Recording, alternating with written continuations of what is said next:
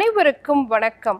நான் doctor MS Usha Nandhini, Siddha physician, lotus women care hospital, இந்தியாவின் முதல் பெண்களுக்கான PCOS சித்த மருத்துவமனை, சாய்பாபா காலனி, கோயம்புத்தூர், KK நகர், சென்னை.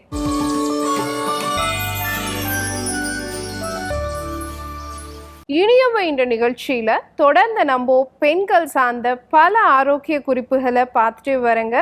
அந்த வகையில் இன்னைக்கு நம்ம சொல்லக்கூடியது ஹார்மோன் பிரச்சனை இருக்கக்கூடிய பெண்கள் எந்த வகையான புரதங்களை எடுத்துக்கணும் அப்படிங்கிறத பற்றி தான் இன்னைக்கு நிகழ்ச்சியில் நம்ம பார்க்க போகிறோம். ஹார்மோன் பிரச்சனை இருக்கக்கூடிய பெண்களுக்கு பார்த்தோம் அப்படின்னு சொன்னால் கண்டிப்பாக குடல் மந்தமாகத்தான் இருக்கும்.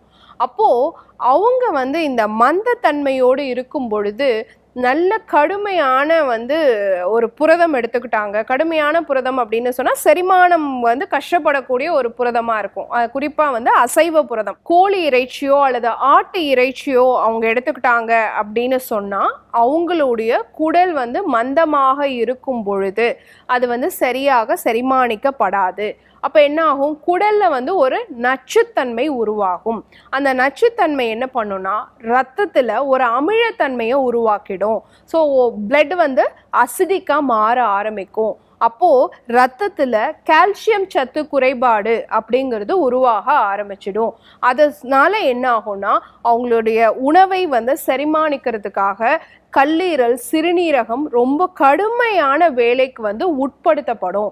அந்த மாதிரி கடுமையான வேலைக்கு கல்லீரல் உட்படுத்தப்படும் பொழுது குடலினுடைய மந்த நிலை இன்னும் அதிகமாக ஆரம்பிக்கும். அப்போ ஆட்டோமேட்டிக்காக குடலில் இருக்கக்கூடிய நல்ல பாக்டீரியாக்கள் அழிய ஆரம்பிச்சிடும். அப்போ ஆட்டோமேட்டிக்காக குட் பாக்டீரியாஸ் நம்ம குடலில் டெஸ்ட்ராய் ஆயிடுச்சு அப்படின்னு சொன்னாலே சில பிரச்சனைகள் நம்ம உடலில் உருவாக ஆரம்பிக்கும். உதாரணத்துக்கு சிறுநீரக கற்கள் உருவாகிறதுக்கு வாய்ப்பு இருக்குது. அதே மாதிரி லிவர் ஃபெட்டிக் அப்படின்னு சொல்லக்கூடிய கல்லீரல் மந்தத்தன்மை உருவாகிறதுக்கு வாய்ப்பு இருக்குது. மூட்டு வலி ஏற்படுறதுக்கு வாய்ப்பு இருக்குது. மூட்டு தேய்மானம் அதிகமாக ஏற்படுறதுக்கான வாய்ப்பு இருக்குது. மலச்சிக்கல் அதிகமாக ஏற்படுறதுக்கான வாய்ப்பு இருக்குது. இருதய பாதிப்பு அதிகமாக உருவாகிறதுக்கு பெண்களுக்கு இந்த மாதிரியான உணவுப் பொருளாக நம்ம எடுக்கும் பொழுது வாய்ப்பு இருக்குது அப்படிங்கிறத நம்ம தெரிஞ்சுக்கணும்.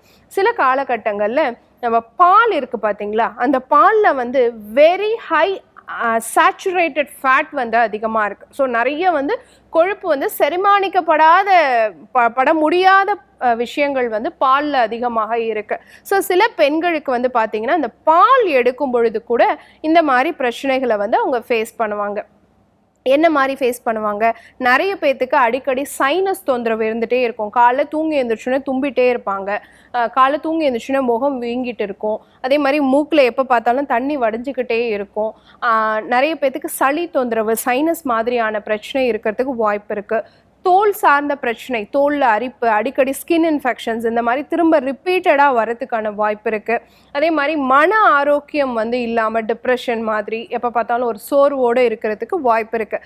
இதெல்லாம் யாருக்குன்னா இந்த பால் அதிகமாக எடுத்துக்கிட்டு அது சரியாக செரிமானத்துக்கு உட்படுத்தப்பட முடியாமல் குடல் மந்த நிலையில் இருக்கக்கூடிய பெண்கள் அதிகமாக ஃபேஸ் பண்ணக்கூடியதாக இருக்கும். ஜஸ்ட் அவங்கள பால் குடிக்கிறத நிப்பாட்டிடுங்க, பால் சார்ந்த பொருட்கள் எடுக்கிறத நிப்பாட்டிடுங்க அப்படின்னு சொன்னாலே அவங்க கொஞ்சம் கொஞ்சமாக அவங்க அந்த அந்த மாதிரி மூட் ஸ்விங்ஸ்லேருந்து ரிலீவ் ஆகிறத நம்மளால பார்க்க முடியும்.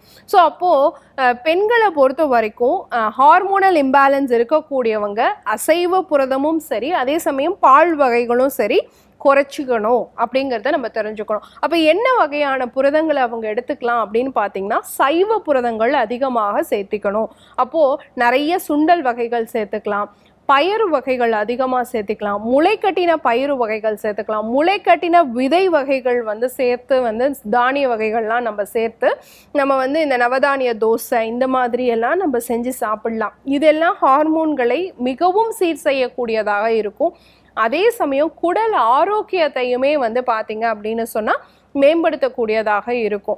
நமக்கு உடலில் ஊட்டச்சத்து குறைபாடுகள் அப்படிங்கிறது இந்த ஹார்மோனல் இம்பேலன்ஸ் இருக்கக்கூடியவங்களுக்கு ஈஸியாக உடல் எப்பயுமே ஒரு சோர்வாகவே இருக்கும். நம்ம இதனால தான் சோர்வு அப்படிங்கிறத நம்ம ஐடென்டிஃபை பண்ண முடியாது. நம்ம போய் ஹீமோக்ளோபின் செக் பண்ணி பார்ப்போம், கால்சியம் செக் பண்ணி பார்ப்போம், விட்டமின் B12 செக் பண்ணி பார்ப்போம், விட்டமின் D செக் பண்ணி பார்ப்போம்.